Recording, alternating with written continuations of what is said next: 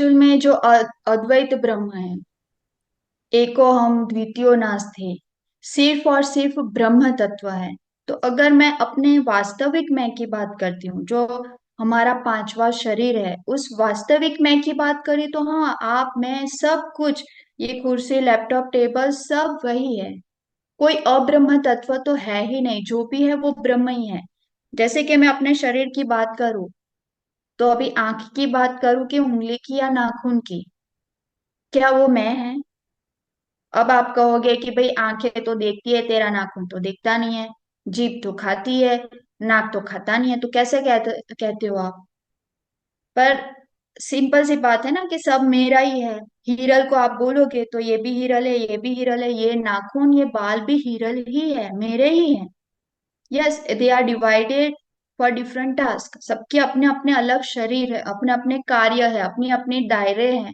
जैसे कि नाखून बड़े काट के फेंक दूंगी, अब आंखें नहीं बढ़ेगी कि उसको थोड़ा छिल के रख दूं साइड में, या जुबान लंबी हो गई जरा ट्रिम कर दूं, नहीं होगा। सबका अपना अपना स्पेसिफिक कार्य है। तो ये सृष्टि है जो बनी हुई है। तो आप जीव भाव से देखते हैं, आप बहुत ही स्थूल होके शरीर को देखते हैं या मन से देखते हैं, तो आपको डिफरेंट लगेगा। जो अद्वैत वाले हैं उनका जैसा। पर अगर आप अपने वास्तविक मन में देखते हैं, वास्तविक मैं में आते हैं, तो सर्वत्र वही है। जैसे ये पूरा शरीर मैं हूँ, सभी लेफ्ट हैंड है तो वो पवित्र नहीं है, राइट हैंड है तो उससे अच्छे कार्य करो, पूजा में राइट हैंड यूज करो, खाना राइट से खाओ। भाई दोनों मेरे हैं। क्यों इतना आप क्यों कैटेगराइज करते हो, क्यों इसको ह्यूमिलेट करते हो बेचारे को? दोनों मेरे, कौन सा काट के फेंक दूं? बोलो। दोनों में दर्द होगा, दोनों मेरे ही है। भले उनका जो भी है, या पैर बेचारे उठा के शरीर को चलते ही तो ये पैर तुच्छ फेंक दो। ये दिमाग कैसा मस्त पूरे शरीर को चलाता, कुछ करता नहीं है, साहेब बना बैठा है। पर वो सब भी इक्वली इम्पोर्टेंट है।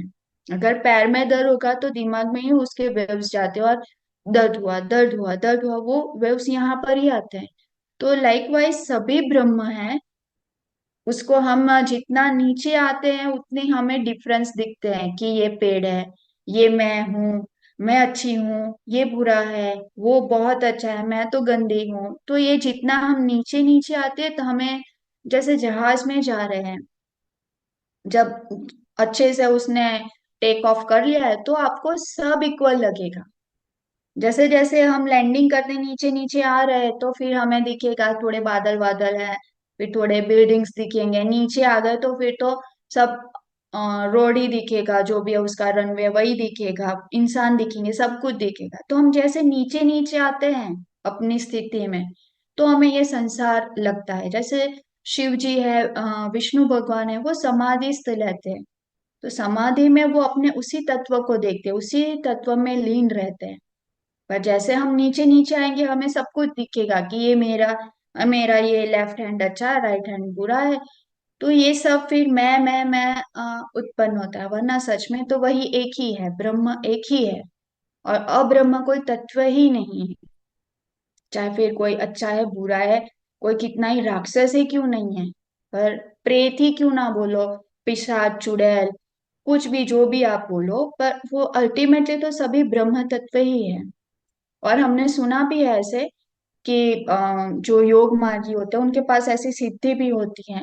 एक बार हमारे गुरुदेव बताते हैं कि लीला शाहजी महाराज के पास कुछ हिंदू और मुस्लिम लोगों के बीच में कुछ झगड़ा चल रहा था कि हमारी जमीन है, हमारी जमीन है, ऐसे बोला था कि ये पेड़ है और वहां तक हमारी है।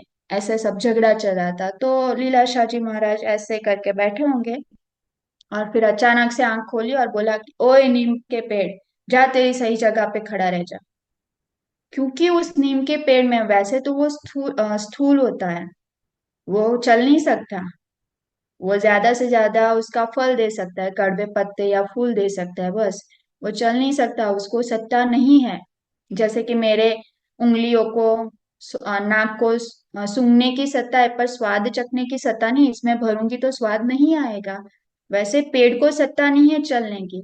पर जब ब्रह्मज्ञानी ने ऑर्डर दे दिया, तो वो पेड़ तुरंत सरका और अपनी सही जगह पे खड़ा रह गया।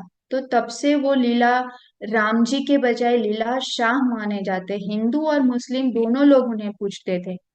कि इन्होंने कुछ परिवर्तन कर दिया। तो परिवर्तन, अभी उंगलियां सोचे कि मैं तो काम नहीं करूंगी, ये अंगूठा तो बैठा रहता है, तो वो उंगली के दायरे में नहीं है कि वो अंगूठे को कुछ करे। पर हाँ, मैं चाहूंगी तो अंगूठे से भी कुछ थोड़ा बहुत हेल्प कर लूंगी किसी काम में। उंगली थक गई है तो अब मैं अंगूठे से प्रेशर करूंगी कि जो भी काम करना है, तो वो मैं आऊंगी तो कर सकती हूँ। उंगलियां अपने आप डिसाइड करेंगी, या मैं बड़ी हूँ, जा तू कौन है, तू कहाँ से आ गई है बड़ी हीरल आई, मैं हाथ हूँ, या मेरी आंखें बोले कि मैं देखती हूँ, तू कौन है, कहाँ से आई है, तू कहाँ से पैदा हो गई। तो आजकल के इंसान की ये हालत है कि वो सोचता है मैंने किया, मैं कमाता हूँ, मैं पैसे लाया, मेरे बच्चे हैं। तो उन लोगों को भी गीता का 16वां अध्याय पढ़ना चाहिए, आसुरी संपदा। ये जो मैं नकली मैं हो गया है ना, जो हम बाहर चले गए हैं, हमने एक वीडियो लगाया, कैमरा लगाया, तो वो देखेगा, पर सिर्फ देखता ही रहे, हम उसको प्रोसेस भी तो करेंगे ना। जैसे कोई एडिटर है, मूवी बनाने वाले, तो बस वो मूवी बनाता रहा, क्या मतलब है उसका। भाई तू रिलीज कर, शॉर्ट आउट कर, जो भी चीज है प्लान करते और फिर रिलीज कर, लोग देखेंगे, पैसे मिलेंगे आपको, तब तो उसका मतलब है। तो हम इंद्रियों में इतने उलझ गए हैं कि हम बस देखते रहते, सुनते रहते, सोचते रहते। पर इनके बाद ये हमारे इनपुट आउटपुट डिवाइस है, प्रोसेस करने के लिए। It is not only life, इनको यूज करना ही नहीं है, इनके अलावा भी लाइफ है। तो हमें हमारे उस वास्तविक मैं में आना चाहिए। तो ये बहुत ज्यादा जरूरी है।